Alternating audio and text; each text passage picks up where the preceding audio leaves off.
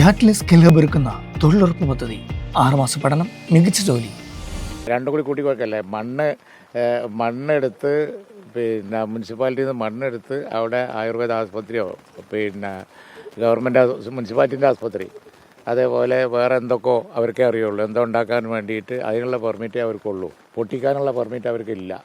Road തുറന്ന് കൊടുക്കുമ്പോൾ ഇവിടെ എത്രത്തോളം സേഫാണ് കളക്ടറും എസ് പിയും അതുപോലെ തന്നെ ജിയോളജിയുടെ ഉദ്യോഗസ്ഥന്മാരും എല്ലാവരും ഉണ്ടല്ലോ.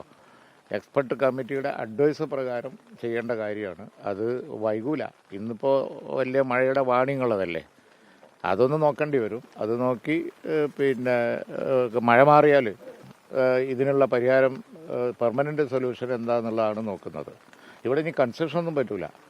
ഒരുവിധ അത്തരം ആക്ടിവിറ്റീസും ഇവിടെ അനുവദിക്കൂല. ആ കാര്യത്തിൽ യാതൊരു സംശയവുമില്ല. പക്ഷേ എങ്ങനെ സേഫാക്കാം എന്നുള്ളത് അവർ എക്സ്പെർട്ട് കമ്മിറ്റി, കളക്ടർ അതാ പറയുന്നത്, എക്സ്പെർട്ട് കമ്മിറ്റി നോക്കിയിട്ട് പറയാമെന്നാണ് പറയുന്നത്.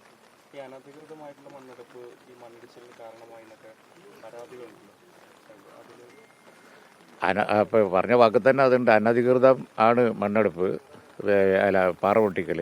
മണ്ണെടുത്ത് ചെയ്യാനുള്ള ഒരു പെർമിറ്റ് അവർക്ക് കുറേ മുമ്പേ കിട്ടിയിട്ടുണ്ട്. അതിൻ്റെ പുറത്താണ് അവർ ആരും അറിയാതെ എക്സ്പ്ലോസീവ് ഉപയോഗിച്ചത്.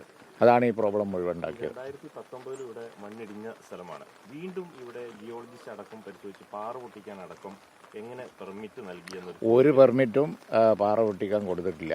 അതാണ് എക്സ്പ്ലോസീവിന് അവർക്ക് പെർമിറ്റ്. ഞങ്ങൾ ഇവിടെ പൊട്ട് കേട്ടപ്പോഴാണ് അവിടെ മറച്ചത് കണ്ടില്ലേ, അതിൻ്റെ അകത്ത് ആരും അറിയാതെ പൊട്ടിച്ചതാണ്. അതാണ് സംഭവം. നമ്മളൊക്കെ നേരത്തെ പോലീസിനോടൊക്കെ ബന്ധപ്പെട്ടിരുന്നു ഈ പൊട്ടിക്കാനാ. അല്ല, നേരത്തെ മണ്ണെടുത്ത സമയത്തൊക്കെ ഞങ്ങളൊക്കെ അല്ല, രണ്ടും കൂടി കൂട്ടിക്കൊടുക്കല്ലേ. മണ്ണെടുത്ത് മുനിസിപ്പാലിറ്റിയിൽ നിന്ന് മണ്ണെടുത്ത് അവിടെ ആയുർവേദ ആസ്പത്രിയോ ഗവൺമെൻറ് മുനിസിപ്പാലിറ്റിൻ്റെ ആസ്പത്രി, അതേപോലെ വേറെ എന്തൊക്കെയോ അവർക്കേ അറിയുള്ളൂ. എന്തോ ഉണ്ടാക്കാൻ വേണ്ടിയിട്ട് അതിനുള്ള പെർമിറ്റേ അവർക്കുള്ളൂ, പൊട്ടിക്കാനുള്ള പെർമിറ്റ് അവർക്കില്ല.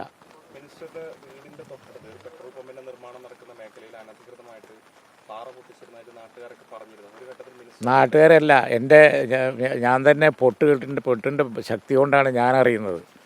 ഇവരൊക്കെ സാക്ഷിയാണ്. ഈ പോലീസ് ഉദ്യോഗസ്ഥന്മാർ, അയൽവാസികൾ, ഈ നാട്ടുകാർ മുഴുവൻ സാക്ഷിയാണ്. എന്താണ് പൊട്ടുന്നതെന്ന് ഞാൻ ചോദിച്ച് ഉടനെ എൻ്റെ ഡ്യൂട്ടിയിലുള്ള പോലീസുകാർ പോയി നോക്കി അവരെ കൊണ്ട് നിർത്തിച്ചു. മനസ്സിലായില്ലേ? യഥാർത്ഥ വിവരം അയൽവാസികളൊക്കെ ചോദിച്ചാൽ പറയും. പോയി അവരെ കൊണ്ട് സ്റ്റോപ്പ് ചെയ്യിപ്പിച്ചു. പിന്നെ പോട്ടേന്ന് വെച്ചു. കാരണം എന്താണെന്ന് വെച്ച് കഴിഞ്ഞിട്ടുണ്ടെങ്കിൽ ഒരിക്കൽ പറ്റി ഇനി പൊട്ടിച്ചാൽ കേസെടുക്കും എന്ന് എൻ്റെ ഡ്യൂട്ടിയിലുണ്ടായിരുന്ന പോലീസുകാർ പോയി പറഞ്ഞു. അപ്പോൾ നിർത്തിയെന്ന് പറഞ്ഞു. പിന്നെ നിർത്താതെ പിന്നെയും പൊട്ടിച്ചു. ഒരു പ്രാവശ്യം കൂടി പൊട്ടിച്ചു എന്നാണ് നാട്ടുകാർ പറയുന്നത്. പക്ഷേ ആദ്യം പൊട്ടിച്ചതിൻ്റെ ഇമ്പാക്റ്റ് ആയിരിക്കും ഇത്.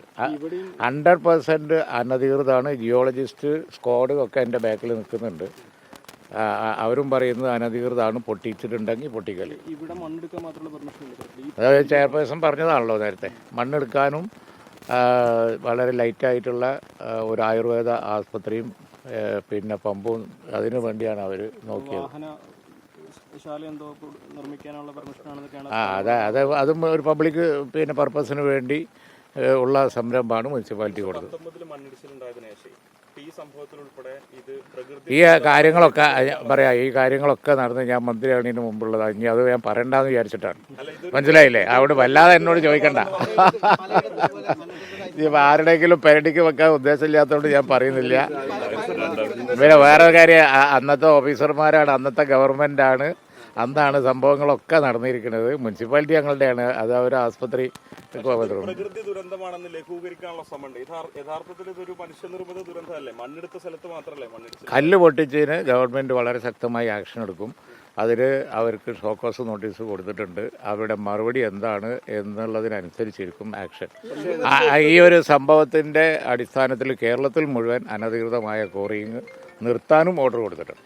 അനുമതി കൊടുത്തതിനും അതുപോലെ തന്നെ ഇങ്ങനെ മണ്ണെടുക്കലിലൊക്കെ പരിശോധന നടത്തുന്നതിന് നടപടി സ്വീകരിക്കുന്നതിലൊക്കെ ഉദ്യോഗസ്ഥരുടെ ഭാഗത്തുനിന്ന് വീഴ്ച ഉണ്ടായിട്ടുണ്ട്.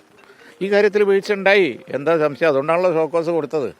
അതുകൊണ്ട് ഷോക്കോസ് കൊടുത്തു. കളക്ടറോ എസ് പിയോ എല്ലാവരും അറിയില്ല. പക്ഷേ ജിയോളജി എൻ്റെ ഡിപ്പാർട്ട്മെൻറ്റാണ്. അവർക്ക് വീഴ്ച പറ്റിയിട്ടുണ്ട്. എൻ്റെ ബാക്കിൽ നിൽക്കുന്നുണ്ട്. അവർക്ക് വീഴ്ച പറ്റും, അവർ നോക്കേണ്ടതല്ലേ. മാത്രമല്ല അവരെ ശ്രദ്ധയിൽ എൻ്റെ ഡ്യൂട്ടിയിലുണ്ടായിരുന്ന പോലീസ് ഓഫീസർമാരും സ്റ്റാഫും പെടുത്തുകയും ചെയ്തു. എന്നിട്ടും അവർ ആക്ഷൻ എടുത്തിട്ടില്ല. അപ്പോൾ അതിനാണ് ആ കാരണത്താലാണ് ഷോക്കോസ് കൊടുത്തത്, സംശയമൊന്നും വേണ്ട. സ്ഥലമുടമ പറയുന്നത് 4,27,000 റോയൽറ്റി അടച്ച് റിയോജിക്ക് അടച്ചിട്ടാണ്. സ്ഥലമുടമ എന്താ പറയുന്നത് സ്ഥലമോട് ചോദിക്കുക, ആരാന്ന് എനിക്ക് അറിഞ്ഞൂടാ. ഇത് പണ്ടെങ്ങാണ്ട് തങ്ങൾ കുടുംബം വിറ്റുപോയ ഒരു സ്ഥലമാണ്. ആരാണ് സ്ഥലമുടമ എന്നൊന്നും നോക്കേണ്ട കാര്യമില്ല. ആളുകളുടെ ഈ അയൽവാസികളുടെ ആളുകളുടെ സുരക്ഷിതത്വം മാത്രമേ നോക്കുകയുള്ളൂ. ഇത് തങ്ങൾ കുടുംബം വർഷങ്ങൾക്ക് മുമ്പ് വിറ്റുപോയ ഒരു സ്ഥലത്ത് ആരൊക്കെയാണ് ആക്ടിവിറ്റി നടത്തുന്നത് അറിഞ്ഞൂടാ. നിങ്ങൾക്കൊരു ബോധ്യം വരെ കുറേ ദിവസം പലതും റിപ്പോർട്ട് ചെയ്തതല്ലേ, അതുകൊണ്ട് നിങ്ങൾക്കൊരു ബോധ്യം വന്നോട്ടെ എന്നുള്ള കാര്യങ്ങൾ അന്വേഷിച്ച് കണ്ടുപിടിക്കുക. മനസ്സിലായില്ലേ ആരൊക്കെയാണെന്നൊക്കെ? എനിക്കറിഞ്ഞൂടാ. പൊട്ട് കേട്ടപ്പോഴാണ് ഞാൻ അറിഞ്ഞത്.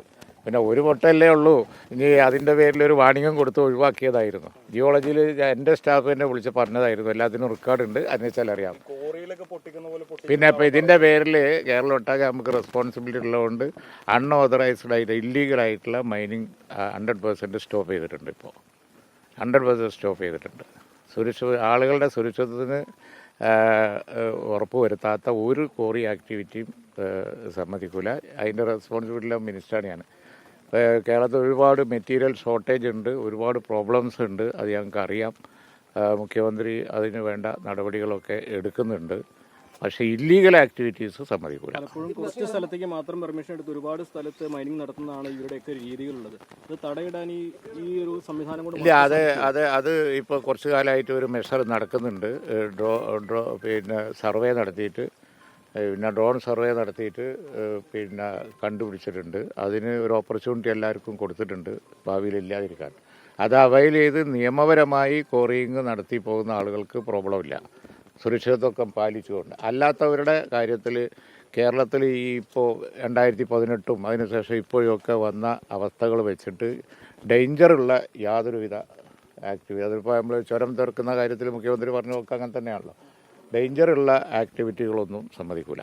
അത് വളരെ കറക്റ്റ്. ഇപ്പോൾ സ്ട്രിക്റ്റ് ഓർഡർ കൊടുത്തിട്ടുണ്ട്, ഇല്ലീഗൽ മൈനിങ് എവിടെയും നടക്കില്ല. അതോടൊപ്പം തന്നെ മഴക്കെടുതി പല മേഖലകളിലുണ്ട്, ക്യാമ്പുകൾ പ്രവർത്തിക്കുന്നുണ്ട്. ചിലയിടങ്ങളിൽ പ്രതിപക്ഷം വിമർശനം ഉന്നയിക്കുന്നുണ്ട്, ക്യാമ്പുകളിൽ വേണ്ടത്ര സംവിധാനങ്ങൾ ഒരുക്കിയിട്ടില്ല, വീഴ്ച സംഭവിച്ചു എന്നൊക്കെ തന്നെ. റെസ്പോൺസിബിൾ ആയിട്ടുള്ള മിനിസ്റ്റേഴ്സ് ഉദ്യോഗസ്ഥന്മാരൊക്കെ ഓടി നടന്ന് ചെയ്യുന്നുണ്ട്. എപ്പോഴും കുറേ പോരായ്മകൾ ഉണ്ടാവുമല്ലോ, അത് മേക്കപ്പ് ചെയ്യാൻ ഞങ്ങൾ പരമാവധി നോക്കുന്നുണ്ട്. റവന്യൂ വകുപ്പും മുഖ്യമന്ത്രി ഉൾപ്പെടെ കമ്മ്യൂണിക്കേഷൻ ഗ്യാപ്പ് ഉണ്ടായി പലയിടത്തും. അതൊക്കെ നിങ്ങൾ ഒരു കാര്യമില്ലാതെ പ്രചരിപ്പിക്കുന്ന കാര്യങ്ങളാണ്. ഒരു കാര്യമില്ലാതെ ഈ ദുരന്ത സമയത്തെങ്കിലും അതിനൊരു ഇമ്പോർട്ടൻസ് കൊടുക്കുക. വിവാദം നമുക്ക് വ്യവസായം പിന്നെ ആവാലോ. ഉപേക്ഷിക്കപ്പെട്ട കോറികൾ ചെങ്കൽ കോറികളൊക്കെ ഒരുപാട് മലപ്പുറം ജില്ലയിലുണ്ട്. ഭാരതം ഇപ്പോൾ ഒരു ജലസംഭരണ കേന്ദ്രങ്ങളെ മാറിയിട്ട് വലിയ തോതിൽ വെള്ളം സ്റ്റോർ ചെയ്യപ്പെടുന്നുണ്ട്.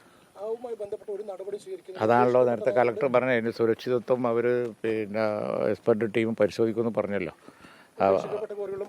പിന്നെ ഇപ്പോൾ ഒന്ന് പറഞ്ഞ ഇവിടെ അത് തന്നെയാണ്. ഇതിൻ്റെ അപ്പുറത്ത് ചെങ്കല്ല് വെട്ടിയ കുഴിയുണ്ട്. അവിടെ വെള്ളം കെട്ടി നിന്നിട്ടാണ് 2018 എല്ലാം കൂടി മണ്ണ് ബൾജ് ചെയ്ത് വന്നത്. അപ്പോൾ അത്തരം കാര്യങ്ങളും കൂടി നോക്കണം. 100% ഇല്ലീഗലായിട്ടുള്ള എണ്ണം ഡയറക്ടറേറ്റിൽ ചോദിച്ചാൽ നിങ്ങൾക്ക് അറിയാം. മൈനിങ് ജിയോളജി ഡയറക്ടറേറ്റിൽ വിവരാവകാശ പ്രകാരം ചോദിച്ചാൽ മതി. ഇല്ലീഗൽ കോറി ഒരെണ്ണം കേരളത്തിൽ വർക്ക് ചെയ്യൂല, ആ രീതിയിലുള്ള ഓർഡറാണ് കൊടുത്തിരിക്കുന്നത്.